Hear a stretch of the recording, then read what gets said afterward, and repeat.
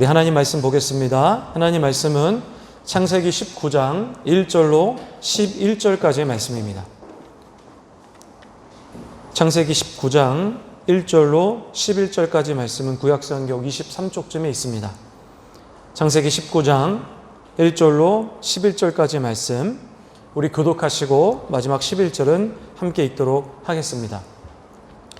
저녁 때에 그 두 천사가 소돔에 이르니 마침 롯이 소돔 성문에 앉아 있다가 그들을 보고 일어나 영접하고 땅에 엎드려 절하며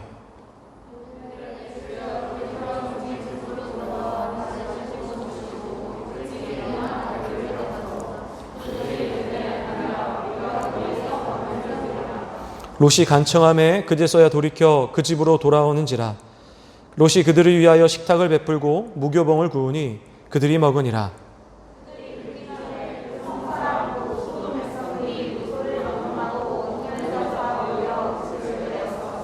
롯을 부르고 그에게 이르되 오늘 밤에 내게 온 사람들이 어디 있느냐 이끌어내라. 우리가 그들을 상관하리라.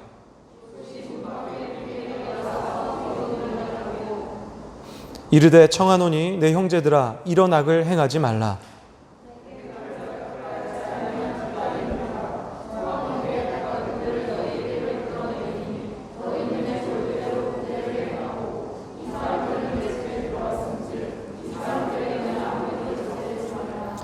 그들이 이르되 너는 물러나라. 또 이르되 이자가 들어와서 거류하면서 우리의 법관이 되려 하는도다. 이제 우리가 그들보다 너를 더 헤아리라 하고 롯을 밀치며 가까이 가서 그 문을 부수려고 하는지라. 함께 읽겠습니다. 문 밖에 무리를 대소를 막론하고 그 눈을 어둡게 하니 그들이 문을 찾느라고 헤매었더라. 아멘. 자, 할렐루야.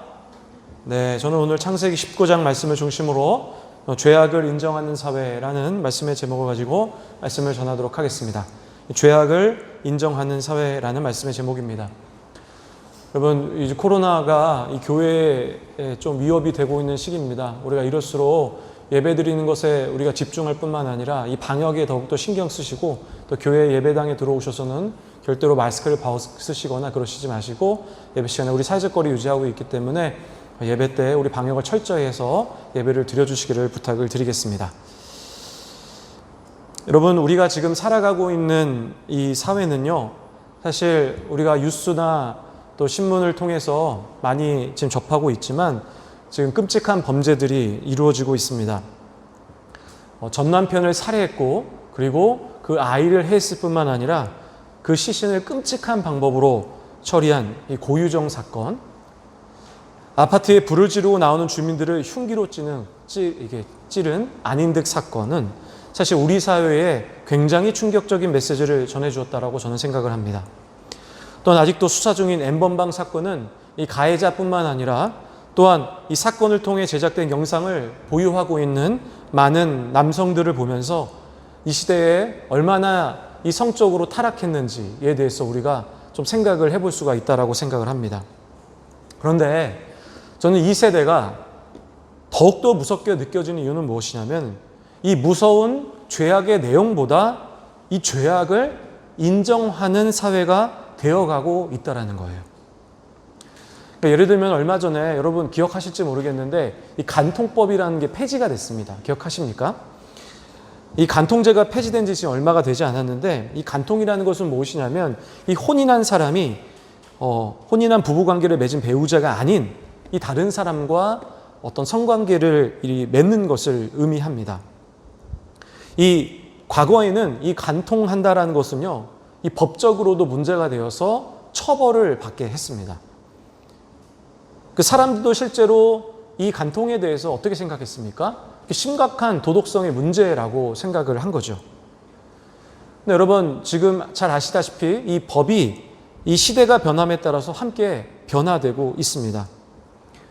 여러분, 이 간통법이 폐지가 된 이 배경이 뭐냐면 과거에는 이 어떤 서로 부부간에 지켜야 할 약속에 대한 의무를 강조했다라고 우리가 생각할 수 있다면 지금은 무엇을 강조하고 있냐면은 어떤 개인의 행복을 더욱더 강조하고 있다는 거죠.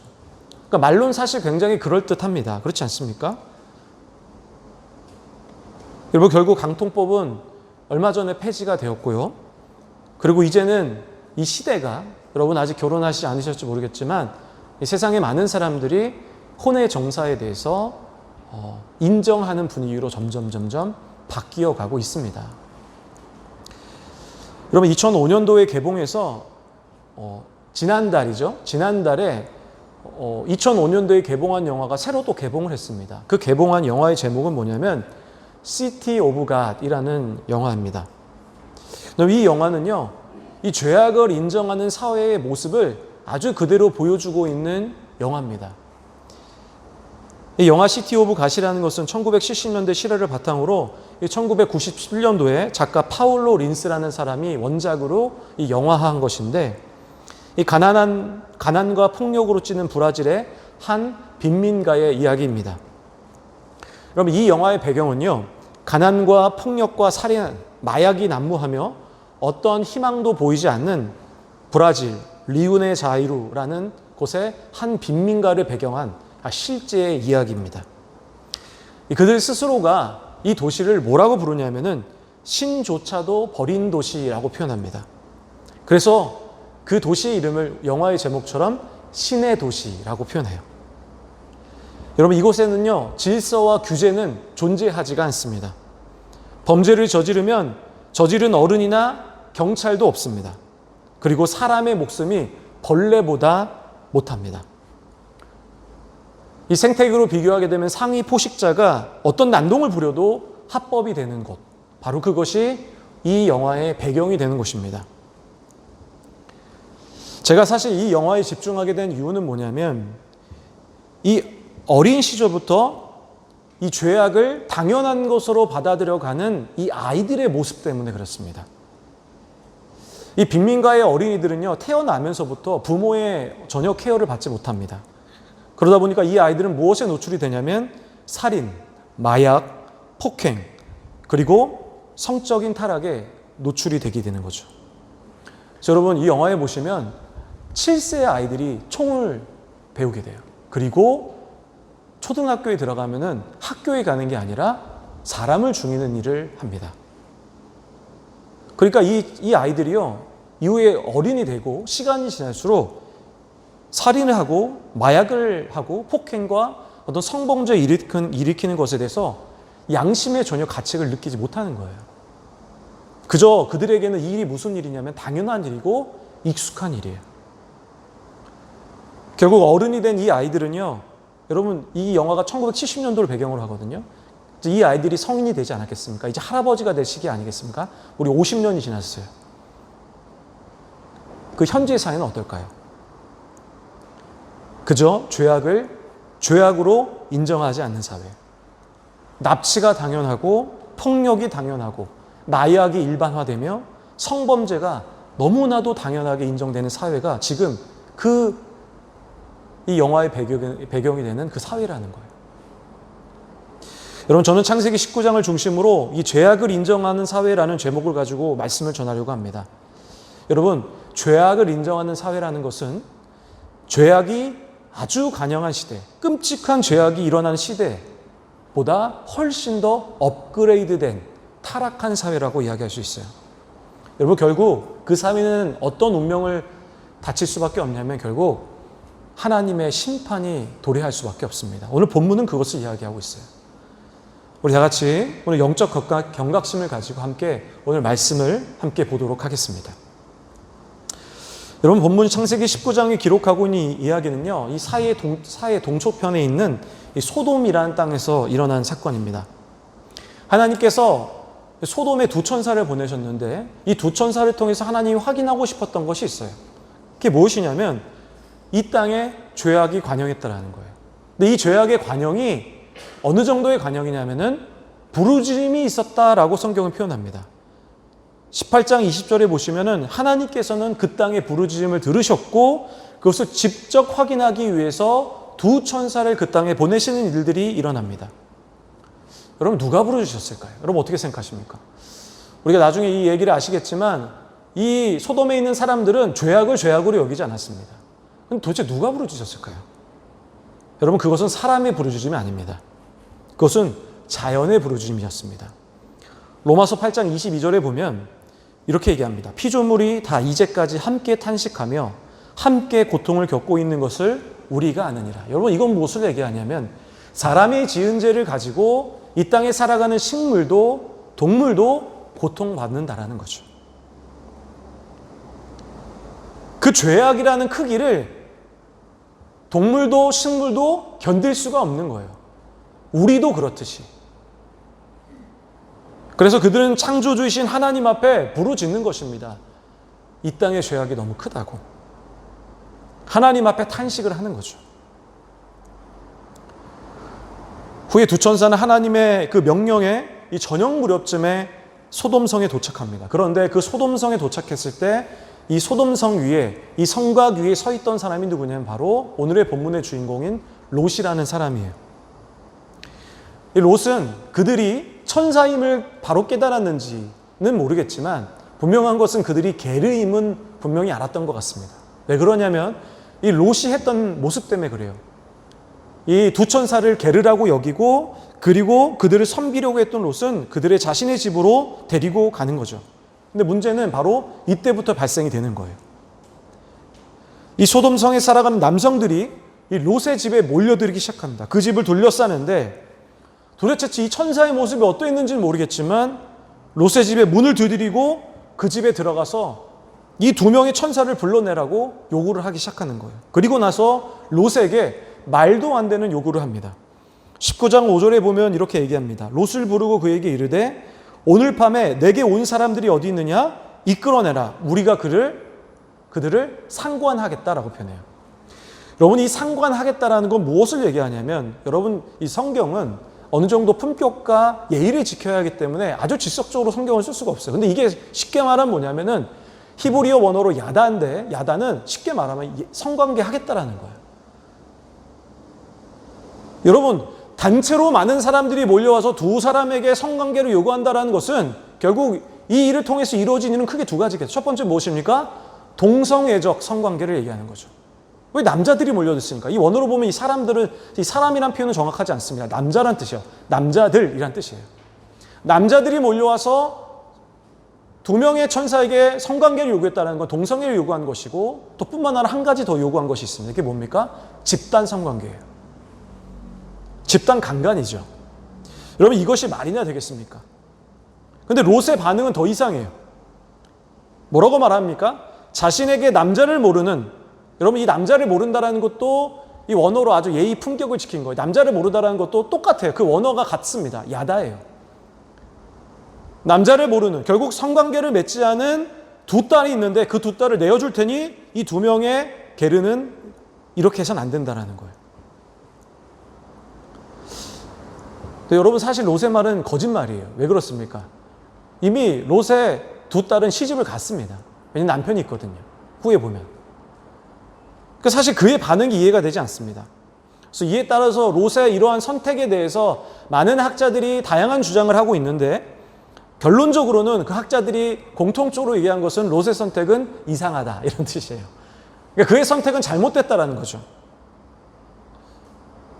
결국 여러분, 그 두 천사는 그것을 보다가 롯의 집 앞에 온 사람들의 눈을 멀어버리게 하고 결국 하나님의 말씀에 따라 먼저 하나님 앞에 이 소돔성이 일어나고 있는 죄악의 모습을 하나님 앞에 이야기하고 결국 그 소돔성은 심판을 받게 된다. 그것이 바로 오늘 본문의 이야기죠. 여러분, 소돔이라는 땅은요, 끔찍한 죄악을 갖고 있던 땅입니다. 성경에서는 창세기 19장 오늘 본문 외에도 이 소돔의 많은 죄악들에 대해서 언급을 하고 있습니다. 도대체 어떤 일이 소돔에 일어나는가?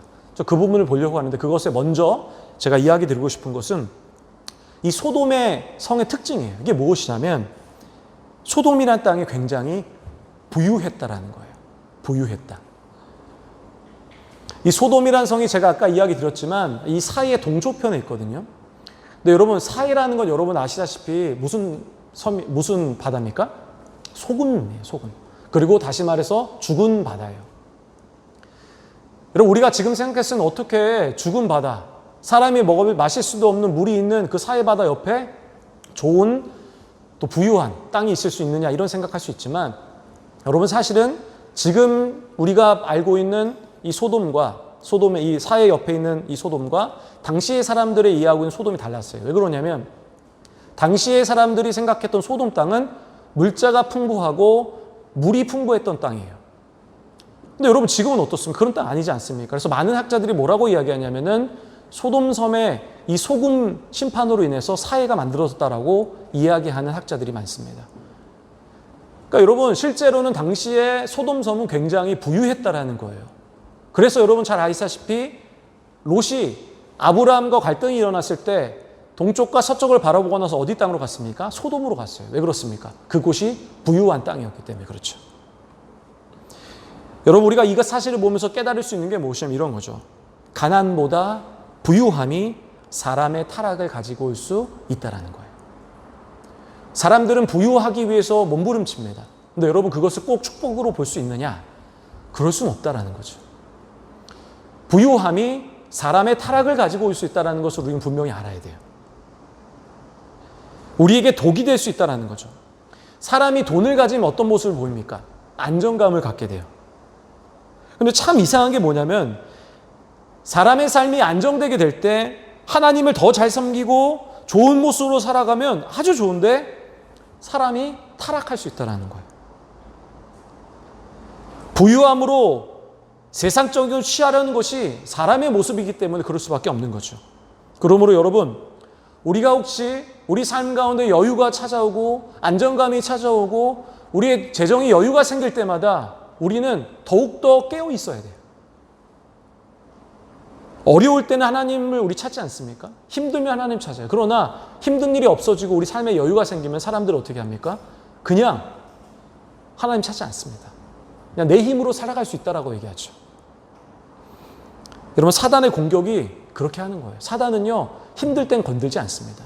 우리의 인생이 힘들어서 하나님 찾는 그런 시기에는 사단을 안 공격합니다. 사단의 공격은 바로 우리의 편안함으로부터 시작되는 걸 기억하셔야 돼요. 그렇기 때문에 편안하다고 신앙생활을 게으르게 한다는 것은 여러분 굉장히 우리에게 위험하다는 거예요. 우리 사실을 깨달아야 된다는 거죠. 그리고 우리 소돔의 제약은 어땠는지를 함께 좀 보려고 합니다. 이 소돔의 제약을 바라보고 우리의 모습을 한번 돌아보시기를 한번 부탁을 드릴게요. 소돔은 크게 4가지 정도로 어떤 땅이었는지 이야기할 수 있어요. 첫 번째 뭐냐면 소돔은 이 질서와 권위를 무시하는 땅이었어요. 여러분 사회가 구성되기 위해서는 꼭 필요한 게 뭐냐면 정부가 필요하고 그리고 시민이 필요하고 그리고 그를 유지할 법이라는 게 필요하지 않겠습니까? 그런데 이것이 이 질서가 유지되어야만 이 사회가 안정되게 돌아가는데 이 소돔이라는 땅이 바로 그런 땅이었어요. 질서가 지켜지지 않는 땅이었어요. 여러분 1절에 보시면 무슨 얘기가 있냐면 롯이 성문 위에 있었다라고 기록을 해요. 롯이 성문 위에 있었다. 이건 여러분 무엇을 우리가 추측할 수 있냐면 롯이 이 소돔성의 한 명의 관원이었을 수 있었다라고 우리가 추측할 수 있어요. 왜 그러냐면 여러분 당시 고대 시대 때 성문은요 이 사람들의 재판을 열기도 하고 그리고 중요한 의사결정을 하는 게 사용되었던 곳이 바로 이 성문 앞이에요. 그리고 성문 위에 올라간다는 것은 일반적인 시민이 올라갈 수 없어요. 예를 들면 이런 거죠. 여러분 만약에 우리가 군사 시절에 우리가 쉽게 갈 수 있겠습니까? 그럴 수 없죠. 그러니까 롯이 지금 성문 위에 있다라는 이 자체 표현만으로 우리가 알 수 있는 게 뭐냐면 롯이 이 소돔 땅의 관원일 수 있다라고 생각할 수 있는 거죠.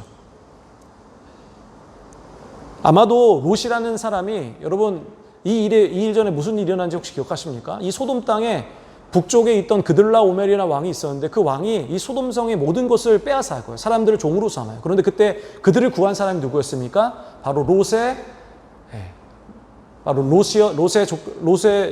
아브라함의 조카였던 롯이었기 때문에 아브라함이 롯을 도와줬죠. 아마도 학자들은 그래서 이 롯이 일로 인해서 소돔의 관원이 있을 거라고 추측하는 사람들이 많습니다. 근데 문제는 이 소돔의 시민들이 롯에게 따져요. 19장 9절에 보면 이렇게 이야기를 합니다. 너는 물러나라. 이자가 들어와서 거류하면서 우리의 법관이 되려 하는도다. 이렇게 표현하는 거죠. 그러니까 이런 얘기죠. 롯, 너가 우리 재판관 되려고 하느냐? 이런 얘기죠. 그럼 롯 재판관 맞습니다. 관원이 맞죠. 근데 그들은 어떻게 하냐면 그들의 질서를 다 깨뜨려버리고 건의를 무너뜨리는 거죠. 여러분, 그리스도인이 해야 할 일이 뭐냐면 나라의 법을 분명히 지켜야 합니다. 나라가 정해주는 규칙을 지켜야 돼요. 그렇기 때문에 우리도 이 방역을 지켜가는 거죠. 나라에서 예배를 드리지 못하라고 할 때는 우리가 예배 드릴 수는 없는 거죠. 이 국가의 어떤 질서와 명령에 따라야 되는 것이 우리 그리스도의 해야 할 일이라는 거죠. 그러니까 어떤 사람들은 권위를 존중하지 않아요. 어떤 공동체 속에 권위자가 있는데 그 권위자의 권위를 따르지 않는 사람들이 특히 요즘 시대에 많습니다. 근데 여러분, 만약에 우리가 속해 있는 권위자의 이 말에 따르지 않게 되면 여러분, 권위자로부터 내려오는 하나님의 축복을 받을 수가 없어요. 그래서 여러분, 우리는 반드시 권위에 따라야 됩니다. 여러분이 속해 있는 회사나 교회, 그리고 여러분의 가정, 모든 곳에 하나님이 권위자를 세우셨는데 그 권위자의 말에 순종할 수 있는 믿음이 있어야 돼요. 그게 여러분 그리스도의 모습이죠. 제가 담임 목사님 강의를 드릴 때, 권위에 대한 강의 드릴 때 제가 제일 기억이 나는 게 뭐냐면 이런 예화예요. 뭐냐면 권위는 우산과 같다라는 거예요. 하늘에 비가 막 내려오는데 이 비를 피할 수 있는 방법은 무엇입니까? 우산이에요. 우산을 씌우고 있으면 우리는 그 하늘에서 내려오던 비를 맞지 않는 거죠. 그러나 여러분, 이 우산을 치워버리게 되면 어떻게 됩니까? 우리는 그 비를 다 맞을 수밖에 없는 거예요. 그러니까 우리가 하나님의 권위를 지킨다는 것은, 우리의 질서를 지킨다는 것이 그만큼 중요하다고 이야기할 수 있다는 거죠. 여러분, 두 번째로 소돔은 이 성적으로 타락한 곳이었어요. 여러분, 그곳에 일어난 충격적인 사건이 뭡니까? 아까 제가 이야기 드렸죠? 동성 성관계, 그리고 집단 성관계예요. 여러분, 이 모습으로만 우리가 생각해도 이 소돔의 땅이 얼마나 성적으로 타락했는지를 추측할 수가 있는 거죠. 다른 것을 보지 않아도 이것만 봐도 알 수 있는 거죠. 무서운 모습이죠. 우리가 성경에서 보면은 우리가 흥미로운 사실이 뭐냐면은 하는 현상이 두 가지가 일어나요. 그게 첫 번째 뭐냐면 우상 숭배. 하나님보다 더욱더 사랑하는 거. 그리고 한 가지 일어난 게 뭐냐면은 성적 타락이에요. 그러니까 이 땅의 모든 것이 타락할 때 함께 일어나는 형상 두 가지가 바로 그런 거라는 거예요. 그러니까 여러분, 성적 타락한다는 것은 굉장히 위험한 거예요. 제 사랑하는 청년 여러분, 제가 여러분에게 권면합니다. 그게 뭐냐면 우리는 정상적인 성관계를 맺어야 합니다. 결혼 전에 무분별한 성관계는요, 우리에게 심각한 영적인 타락을 가지고 올 수 있어요. 제가 이 부분에 대해서는 제가 나중에 여러분 질문한 분이 계시기 때문에 한번 설교를 따로 하도록 하겠습니다. 세 번째로는 소돔은요, 가난한 자를 돕지 못했습니다. 이사야 선지자는요, 소돔의 죄악을 이야기할 때 그 이야기한 중에 한 가지가 뭐냐면, 에스겔 선지자입니다. 에스겔 선지자는 이렇게 이야기해요. 바로 가난한 자와 사회적 약자를 돕지 못했다는 거죠. 에스겔 16장 49절인데요. 우리 다 같이 한번 읽어보겠습니다. 함께 읽겠습니다. 내 아우 소돔의 죄악은 이러하니 그와 그의 딸들에게 교만함과 음식물의 풍족함과 태평함이 있음이며 또 그가 가난하고 궁핍한 자를 도와주지 아니하며. 여러분, 무슨 얘기합니까? 부유함에도 넉넉함에도 불구하고 소돔은 가난한 자를 섬기지 못했다는 거예요. 여러분, 우리가 중요하게 알아야 될 게 있어요. 뭐냐면은 부유한데 도와주지 못하는 것을 성경은 타락으로 보는 거예요. 여러분, 우리는 본래 창조될 때부터 예수님처럼 사람을 배려하고 도와주도록 우리는 창조가 되었어요. 근데 여러분, 그렇게 살아가지 못한다는 것은 결국에는 우리가 하나님의 형상을 갖고 있는 모습이 아니기 때문에 성경은 타락을 했다라고 보는 거죠. 그러니까 여러분, 우리 그리스도인이 해야 할 일이 뭐냐면, 여러분이 작은 여유가 생겼을 때 이 여유를 가지고 나를 위해 쓰고 나만을 위한 삶을 살아가고 우리 가족만을 챙긴다는 것은 여러분, 그건 타락이에요. 여러분 주머니에 여유가 생겼을 때 혹시 여러분 주위에 힘든 사람이 있을 수 있어요. 그럼 여러분 도와줘야 합니다. 그것이 타락이 아니에요. 그것이 하나님 형상으로 회복되는 모습이라는 거예요. 마지막 네 번째로는요, 게르를 섬기지 못했다는 거예요. 여러분, 성경에 아까 이 이야기에 보시면 두 명의 천사 게르가 딱 나타났을 때 그들을 섬겼던 사람은 누구였습니까? 아무도 섬기지 않았어요. 누구였습니까? 롯이 섬겼어요. 결국 소돔 사람들은 롯처럼 게르를 섬기지 못했다는 거죠. 제가 매주 이야기 드리죠. 공동체에 소외되는 사람을 그냥 두는 것, 여러분, 타락이에요. 죄라는 거예요. 여러분, 우리는 이 소돔과 고모라의 심판의 원인을 뭐라고만 배웠습니까? 동성애라고만 배웠어요. 근데 그렇지 않은 거예요. 우리의 현재의 모습일 수도 있는 게르를 섬기지 못하고 가난한 자를 돕지 못하고 성적을 타락하고 질서를 무너뜨리는 모습들. 여러분 이것이 하나님의 심판이 될 수 있다는 사실을 분명히 기억해야 돼요. 다른 것이 타락이 아니에요. 이런 일들이 우리 삶 가운데 없다라는 것은 결국 이것은 우리가 타락했다라는 것을 하나로 보여줄 수 있는 증명의 모습이라고 하는 거죠. 그리고 결코 우리는 이런 죄의 모습이 우리에게 있다면 이것을 가볍게 여겨서는 안 돼요. 근데 여러분, 제가 소돔성 이 본문을 보면서 가장 심각하게 여기고 그리고 무섭다라고 생각했던 거는 무엇이냐면 이 소돔이란 땅이 죄악을 인정하는 사회였다라는 거죠. 저녁쯤에 천사들이 롯의 집으로 막 달려갑니다. 그리고 이 성경은요, 뭐라고 표현하냐면 잠이 든 무렵에 사람들이 몰려들었다라고 표현해요. 여러분 생각해 보세요. 저녁이 되었다라는 걸 시간이 몇 시쯤으로 예상할 수 있겠습니까? 우리가 일반적으로 한 6시나 7시쯤 됐지 않겠습니까?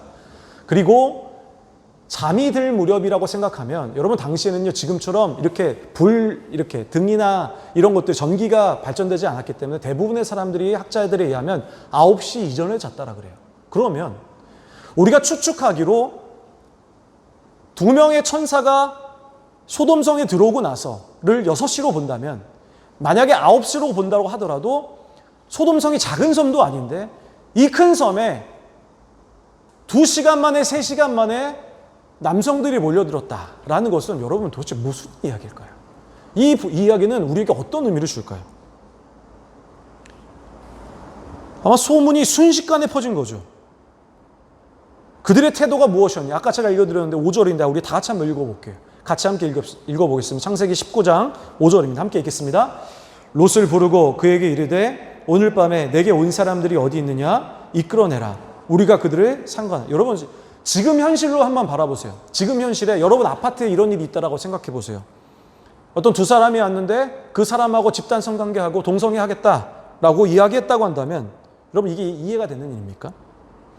여러분 어떻게 저렇게 당당하고 그리고 말도 안 되는 욕을 할 수 있냐라는 거예요. 우리 사회 안에 그런 일이 일어났다면 아마 어떤 사람들이 이렇게 이야기했겠죠. 롯의 집에 몰려서 이렇게 얘기했을 겁니다. 부끄러운 줄 알라고. 어떻게 사람이 그렇게 살 수 있냐고. 당신은 천벌을 받아 마땅하다고. 그리고 아마 심각하게 육체적으로 저항하는 사람들도 있었을 거예요. 만약에 남편들이 그렇게 몰려갔다라고 한다면 그 쫓아간 남편들을 함께 살고 있는 부인들이 뭐라고 얘기했겠습니까? 근데 당신하고 안 산다라고 그러죠. 그렇지 않겠습니까? 그런데 아주 심각한 것은 무엇이냐면은 소돔 땅에는 그런 분위기가 없었다라는 거예요. 도대체 왜 그랬을까요? 이유는 뭡니까? 죄악을 인정하는 사회라는 거예요. 죄를 죄로 여기지 않는 사회인 거죠. 어느 기준이 없어서 사람의 이성과 이익과 쾌락을 기준으로 판단하는 세상, 그 세상이 소돔이라는 거예요. 여러분 우리가 주목해야 될 부분은 뭐냐면요. 성경은 소돔은 심판의 모델로 제공합니다. 다시 말하면 우리에게 경고의 메시지를 주는 본문이 오늘 창세기 19장이라는 거죠. 베드로후서 2장 6절에 보면은 이렇게 얘기합니다. 소돔과 고모라성을 멸망하기로 정하여 죄가 되게 하사 후세에 경건하지 아니할 자들에게 본을 삼았다. 이렇게 표현하는 거예요. 여러분 소돔은 심판의 모델이에요. 우리는 소돔의 땅을 보면서 생각해야 될 게 뭐냐면 우리의 모습을 돌아보고 경계하며 살아가야 된다는 거죠. 소돔의 죄를 다시 말하면 죄를 인정하는 소돔의 모습을 우리는 우리 사회 가운데 들어오지 않도록 경계해야 된다는 거예요. 여러분 성경에서 이상하게도 베드로후서 2장 7절에 보면 롯이 의인이었다라고 표현해요. 그래서 롯의 앞에 붙었던 형용사는 의로운 롯 이렇게 표현해요. 사실 저는 이게 이상해요. 왜 그러냐면 사실 그는 아브라함이나 노아가 같이 의인으로 평가받을 모습을 많이 보였다고 생각하지 않아요. 사실 대단한 믿음의 소유자라고 말하는 것은 부끄러워요. 왜 그렇습니까? 그는 아브라함과 같이 가나안 땅에서 하나님 말씀하신 그 명령하신 가나안이란 땅에서 머물렀어야만 했어요. 믿음의 길을 걸어가야만 했어요. 그러나 그는 세상을 상징하고 있는 소돔이란 땅으로 그냥 가버리는 거죠. 그건 좋아 보인 거예요. 세상의 부가 좋았던 거예요. 그런데 성경은 그를 뭐라고 표현합니까? 의인이었다라고 표현해요. 저는 이 롯이 의인으로 평가받을 수 있었던 이유는 이 본문의 딱 이 한 절이라고 생각합니다. 창세기 19장 7절이에요. 우리 다 같이 한번 읽어보겠습니다. 같이 함께 읽겠습니다. 이르되 청하노니 너 형제들아 이런 악을 행하지 말라. 여러분, 롯이 보였던 모습이 뭡니까? 죄악을 인정하고 있는 이 소돔의 사회 속에 롯이 외쳤던 메시지예요. 형제들아 이런 악을 행하지 말라. 죄악을 절대 인정할 수 없었던 거예요. 아브라함처럼 그 땅을 위해 기도하지도 않았고 노아처럼 그 땅을 위해 방주를 짓지도 않았습니다. 그러나 그는 죄악을 인정하는 사회 속에서 죄를 인정하지 말고 사람들에게 하지 말라라고 명령할 수 있는 그 믿음이 그 가운데 있었어요. 사랑하는 청년 여러분, 우리에게 이러한 모습이 필요해요. 죄악을 인정하지 않는 모습이 우리에게 필요한 거예요. 죄악을 죄악이라고 이야기할 수 있어야 돼요. 그것을 행하지 않는 모습도 우리에게 필요해요. 하나님의 백성에게 요구하는 모습, 바로 이거예요. 죄악을 죄악으로 인정하지 않는 모습이죠. 여러분, 저는 우리가 살아가는 세상 이 땅이 희망이 없다라고 생각하지 않습니다. 왜냐하면 아직 소돔과 같이 모든 죄악을 인정하는 사회는 아니기 때문에 그래요. 근데 문제는 무엇이냐면 지금 시대가 변해가고 있어요. 사람의 이성과 사람의 감정을 존중하는 사회가 돼가요. 사람의 행복을 강조해요. 그러다 보니까 사람들은 뭐라고 말합니까? 인생의 성공을 위해서는 무엇이든지 하라고 얘기해요. 자신의 행복을 최고의 가치로 여기라고 해요. 그리고 여러분, 성윤리가 타락됨에도 불구하고 타락이라고 이야기하지 않아요. 여러분, 만약에 우리 사회 안에도 이러한 분위기가 있다면 여러분, 하나님께서 이 땅을 심판하지 않으리라고 보장할 수는 없어요. 하나님의 나라가 임하실 수밖에 없는 거죠. 자, 말씀을 정리하겠습니다. 여러분, 이 땅은요, 우리가 살아가는 이 세상, 하나님의 나라가 도래하고 이 땅, 이 세상은 결국 사람의 이성과 감각, 행복을 중심으로 아마 이 땅의 법이 바뀌어갈 거고 세상은 변화될 거예요. 사사기는요, 사사기의 타락의 사건을 보면서 이 사사기 저자는 이런 얘기를 해요. 사사기 21장 25절에 보면 이런 얘기를 합니다. 그때 이스라엘에 왕이 없으므로 사람이 각기 자기 소견에 옳은 대로 행했다. 하나님이 없는 세상, 타락하는 사사기 시대를 보면서 이 특징을 뭐라고 말합니까? 사람의 소견에 옳은 대로 살아간 세상, 이렇게 표현합니다. 여러분, 이런 사회를 살아가는 우리는, 특히 그리스도인은, 하나님 백성은 우리에게 무엇이 강조가 필요하냐? 기준이 필요해요. 제가 지난주에 이야기 드렸습니다. 성경을 영어로 캐논이라고 한다고 얘기 드렸죠. 캐논은 무슨 뜻이었습니까? 기준이라는 뜻이에요. 그러니까 성경은 우리 삶의 기준이 되는 거예요. 윤리적인 기준이 되고 행위의 기준이 되는 거예요. 그래서 우리는 이 기준되는 삶으로 살아가야 해요. 왜 그렇습니까? 이 세상은 사람의 이성과 감각을 중심으로 움직여가기 때문이죠. 그래서 우리는 절대적인 하나님 말씀을 기준으로 살아가야만 합니다. 마지막 때를 살아가는 우리에게 하나님의 말씀은요, 우리를 타락 속에 구원할 유일한 방법임을 기억해야 돼요. 성경은 도대체 성경이 무엇인가에 대해서 이야기해요. 우리 다 같이 한번 디모데후서 3장 16절과 17절 읽어보겠습니다. 함께 읽겠습니다. 모든 성경은 하나님의 감동으로 된 것으로 교훈과 책망과 바르게 함과 의로 교육하게 유익하니 이는 하나님의 사람으로 온전하게 하며 모든 선한 일을 행할 능력을 갖추게 하려 함이라. 여러분, 성경은 무엇을 이야기합니까? 교훈과 책망과 바르게 함과 의로 교육하게 유익하다. 그리고 중요한 게 이것입니다. 하나님의 사람으로 온전하게 하며 모든 선한 일을 행할 능력을 갖추게 합니다. 여러분, 이게 우리에게 하는 얘기예요. 이 시대를 살아가는 사람에게 무엇보다도 간직해야 할 것이 있어요. 그게 무엇입니까? 하나님 말씀이에요. 사랑하는 청년 여러분, 제가 권면합니다. 주일에 선포되어지는 예배 말씀에 여러분 집중하셔야 돼요. 오늘 담임 목사님의 설교 말씀처럼 우리 심장에 하나님 말씀을 담아야 해요. 그리고 이럴수록 하나님 말씀을 읽어야 해요. 그리고 묵상해야만 합니다. 그리고 또한 공부해야만 해요. 그러니까 우리가 그래야만 우리가 성경을 정확하게 이해하며 읽을 수 있기 때문에 그래요. 우리 사랑하는 청년 여러분, 우리를 살리는 길이 하나님 말씀입니다. 여러분 이 말씀을 붙잡고 살아가시기를 주님의 이름으로 축원합니다. 여러분 특별히 이번 주부터 청년들에게 모바일 말씀 월페이퍼라는 게 나가요. 제가 깜빡깜빡하는 게 있어서 핸드폰을 갖고 나왔어야 되는데 핸드폰을 안 갖고 왔어요.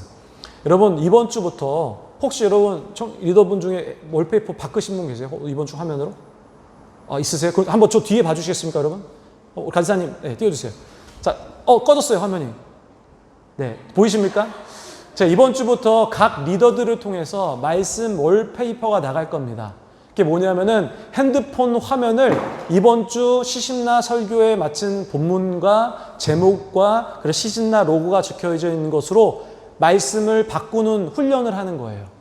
그래서 여러분들이 매번 핸드폰을 켤 때마다 그 화면을 보면서 이번 주에 선포되어진 하나님 말씀을 기억하고 살아가라는 의미로 여러분에게 우리는 망각의 동물 아니겠습니까? 자꾸 까먹기 때문에 말씀을 일주일 동안 계속 바라보며 생각하시도록 제가 여러분에게 말씀 월페이퍼를 모두에게 보냈습니다.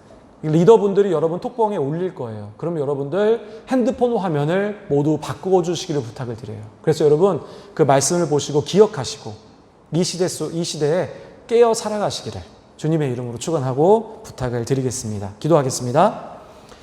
하나님 아버지 고맙고 감사합니다. 오늘 죄악을 인정하는 사회라는 말씀의 제목을 가지고 말씀을 전했습니다. 우리 청년들 말씀을 기억하게 하시고 하나님 이 땅에 타락하는 이 사회 속에 절대적인 하나님의 말씀을 기준으로 살아갈 수 있도록 우리 청년들을 축복하여 주시옵소서. 흔들리지 않고 이 땅에 많은 것들을 감당하며 살아가는 우리 사랑하는 청년들 되게 하여 주시옵소서. 감사드리며 예수님의 이름으로 기도했습니다. 아멘.